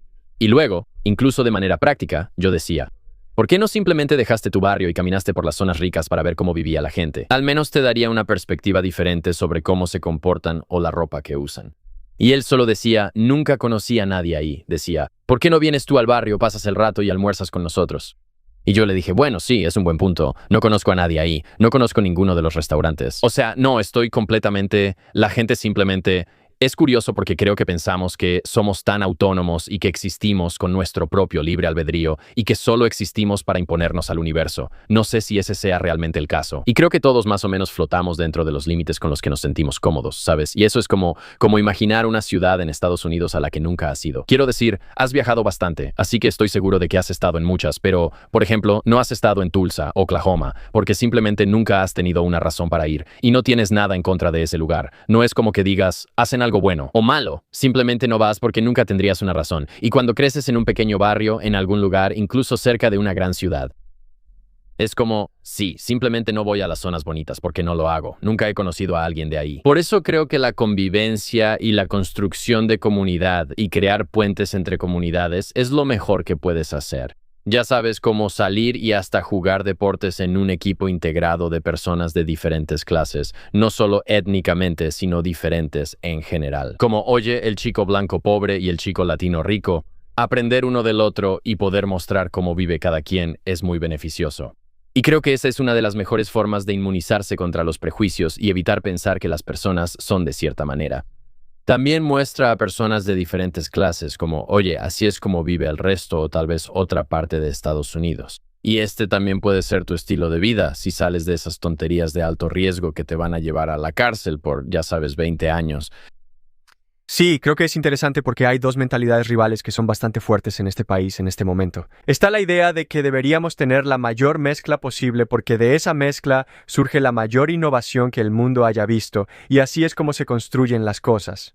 Y luego hay personas que toman el enfoque opuesto, donde es como la gente tiende a agruparse racialmente entre sí. Pero incluso hay un experimento que se está haciendo en Arkansas en este momento, Regreso a la Tierra, donde es una ciudad solo para blancos. Y lo ves con Polonia. Son muy aislacionistas en este momento. Quieren mantener a Polonia polaca. Y no lo sé. ¿Uno es mejor que el otro? ¿Quién produce mejores resultados? ¿Y a quién se le permite hacerlo? Como cuando China es aislacionista, nadie se enoja. Pero cuando Estados Unidos no invita a todos a sus puertas, es porque somos racistas. Pero al mismo tiempo, estoy de acuerdo. Creo que la exposición a muchas personas, especialmente en los deportes, porque si estás en un tapiz de lucha con alguien, ahí no hay diferencia de clase. Tenemos los mismos zapatos, el mismo equipo de protección, y vamos a pelear, vamos a la guerra, y después aprendemos a respetarnos mutuamente. Creo que mezclar a las personas a través de los deportes es una de las mejores maneras de hacerlo. Ese es el asunto. Estados Unidos ya está mezclado. Y no estoy hablando de una diversidad forzada donde metes a la fuerza a personas para que estén juntas. Estoy hablando de un crecimiento realmente orgánico que surge de un interés mutuo, ya sabes, ya sea en clubes, deportes, cosas así. Y Estados Unidos ya está mezclado. ¿Sabes a lo que me refiero? Ya tenemos ciudadanos estadounidenses que vienen de todas las naciones diferentes. Estados Unidos como nación es una idea. Mientras que muchos de estos otros países son antiguos estados étnicos porque así ha sido durante miles de años, Estados Unidos no es así. A nosotros se nos introdujo diversidad de manera intencional porque eso fue lo que se necesitó para crear la nación. Así que ahora tenemos que lidiar con eso. Y claro que hay desventajas. Va a haber fricción cultural. No hay ningún sistema perfecto en ningún lado. Pero este es el sistema que tenemos. Y ha funcionado históricamente muy bien. Ha funcionado de maravilla. Ha sido muy emocionante. América ha sido el centro de atención de gran parte del mundo en cuanto a la energía cultural que proviene de aquí, la innovación que surge de aquí. Y creo que, mientras nuestros líderes no nos lleven a la bancarrota, acabo de ver una cita de Julian Assange que básicamente dice que la misión de las élites transnacionales es sacar la mayor cantidad de dinero posible de Europa y Estados Unidos para ponerlo en manos de los transnacionales e Israel. Y se siente como... No sé en qué año dijo esa profecía, pero siento que puedo ver que eso se avecina. Sí. Tengo curiosidad sobre cuál es la siguiente cosa después de esta serie de episodios que estás haciendo en Nueva York. ¿Hay algo que estés viendo para dentro de 6 meses que digas? Esto sería que me están invitando algunos pakistaníes muy elitistas a ir a su país. Sienten que solo han recibido mala prensa de personas internacionales del estilo de YouTube y quieren mostrar algunas de las cosas buenas que tienen. Así que, al parecer, vamos a poder entrenar con sus fuerzas especiales que en realidad son de primera categoría. ¿Sí en Islamabad? No sé si es así, creo que sí. Eso está genial. O tal vez vayamos a Lahore. No sé a dónde vamos a ir, pero vamos a volar a una reserva indígena en Dakota del Sur y vamos a acompañar a la policía yendo a las cárceles de allá. No lo sé, hay una lista interminable de cosas y pienso, cuando llegue a esta ciudad, no veo la hora de hacer esto. ¿Qué video descartaste? Sabes, estábamos haciendo una pieza sobre vigilancia masiva y simplemente no teníamos suficiente contenido. Siento que era demasiado. Era casi como que hubiera sido mejor invitar a un experto a un podcast porque hicimos 4 entrevistas frente a cámara, no había acción. Pero ahora que tuvimos este encuentro con Flock, es como, ok, ya estamos de vuelta en el juego. Y de hecho tenemos noticias de última hora sobre el cambio de su sede secreta. Y ahora puede que nos inviten de nuevo para hablar directamente con ellos, lo cual preferiría. Para mí, si puedo lograr una pieza como lo hicimos en Chicago, donde entrevisté a la policía que encuentra ladrones de autos y autos robados, y luego entrevisté a ladrones de autos de Chicago, y los mezclé en la misma pieza, para mí eso es un jonrón. Así que si puedo encontrar a ese tipo de anarquista tecnológico que está en contra de Flock, y luego mezclarlo con Flock y hacer una integración tras otra, es algo bueno. Eso será una historia exitosa. Sí, está bien. Me gusta eso porque personalmente no me gustan mucho los debates. La verdad no creo que los debates sean tan fructíferos a gran escala para el consumo masivo. Si son dos personas platicando, creo que los debates pueden ser útiles para entender ideas. Si tú y yo debatiéramos, eso estaría bien. Pero si es un debate para el consumo público, creo que genera demasiada fricción. No creo que realmente sea como estos videos de Jubilee. Me gusta, creo que es entretenido, pero no sé si realmente se genera un crecimiento real a partir de eso. Y eso es lo que me gusta de tus videos. Es como, oye, solo vamos a mostrar dos lados en sus propios contextos. Y luego puedes decidir después de escuchar los puntos. Pero una vez que escuchas a las personas discutiendo entre sí, es como si solo se estuvieran atacando mutuamente. Lo que hacemos es aferrarnos aún más a lo que ya pensábamos antes de entrar en la conversación. Exacto. Para mí, un reportaje que fue todo un acierto hace poco daba miedo publicarlo. Se sintió muy controversial, pero en realidad ha sido muy bien recibida por todas las partes. Fui con rabinos judíos en Crown Heights, Nueva York, y les hice preguntas controversiales que han estado circulando en mi feed de Internet y en gran parte de Internet. Y he estado en contacto con muchos de estos tipos desde entonces y quieren que regrese y que cubra su movimiento Chabad. Y para mí, eso me hizo sentir muy bien porque no quería alienar a la gente. No estoy aquí para crucificar a nadie, no, sin intención de hacer un juego de palabras, pero quiero que la gente sienta que yo volvería. Por ejemplo, hay un soldado de las Fuerzas de Defensa de Israel al que he entrevistado 2 veces y no le gustan mis opiniones. Él piensa que estoy influenciado por la propaganda, pero creyó que la manera en que lo presenté en la entrevista fue justa, que lo dejé hablar, que su punto de vista fue expresado. Y por eso aceptó hacer una segunda parte conmigo, y así es como trato de hacerlo. Puede que piense que estás totalmente equivocado, y es un equilibrio extraño. A veces trato de no inyectar nada de mi opinión en la historia. Y otras veces simplemente me apasiona el tema, así que no puedo evitar que se note o mostrar mi sesgo, y yo dejo que mi sesgo se conozca. Pero trato de hacer amigos en todo esto tanto como sea posible. Así que, ya sabes, el hecho de que estos rabinos se sientan lo suficientemente bien como para invitarme a cenar un filete kosher después es como, está bien, misión cumplida. Mi trabajo no era tratar de ir en contra de un lado u otro hasta el punto de que ahora me odies. Quiero que siga siendo como tuvimos un buen diálogo. Puede que no estemos totalmente de acuerdo, pero sentimos que a ambos nos fue bien. Eso es increíble. Creo que eso es lo que más me atrae. La gente que realmente trabaja de buena fe. Porque es muy fácil simplemente inventar una historia y decir, oye, ¿sabes cuál es la causa de todos nuestros problemas? Esta minoría. ¿Sabes a lo que me refiero? Estos migrantes que están llegando a este grupo religioso simplemente parece que está creando más división y está tocando problemas reales, pero luego da una solución completamente equivocada. Es como, oye, ¿hay riqueza y desigualdad en Estados Unidos? Claro. ¿Hay problemas sistémicos con nuestros políticos? Absolutamente. La respuesta no es eliminar a este grupo, ya sean migrantes somalíes o lo que sea. Siento que eso simplemente no entiende el verdadero problema. Y creo que eso crea y fomenta mucha más animosidad dentro de Estados Unidos, lo cual pienso que es la causa de muchos de nuestros problemas. Bueno, también es como un gráfico de pastel. Así que si piensas que el 100% de nuestros problemas en este país son los somalíes y los drusos o lo que sea, es como si estuvieras ignorando el gráfico de pastel muy diversificado al que todos realmente contribuimos. Y puede que haya algunos grupos, como tal vez sean los senadores de derecha, en cierto momento, y luego tal vez sean, ya sabes, va a haber un flujo de quién tiene el poder, quién tiene influencia y quién, dependiendo de tu punto de vista, tal vez esté encubriendo o causando la mayoría de los problemas. Pero culpar a un solo grupo es algo tonto. Sí, y eso es lo que me gusta de los videos, que creo que muestran diferentes problemas y los resaltan de una manera holística. Así que por eso, te aplaudo. Gracias. Tommy G., muchas gracias, hermano. De verdad lo aprecio. La próxima vez que estés en la ciudad, hagámoslo de nuevo. Salud. Oye, tenemos un canal completamente nuevo que forma parte del universo Camp, y lo hicimos específicamente pensando en ti. Y personalmente creo que te va a gustar mucho. Así que échale un vistazo.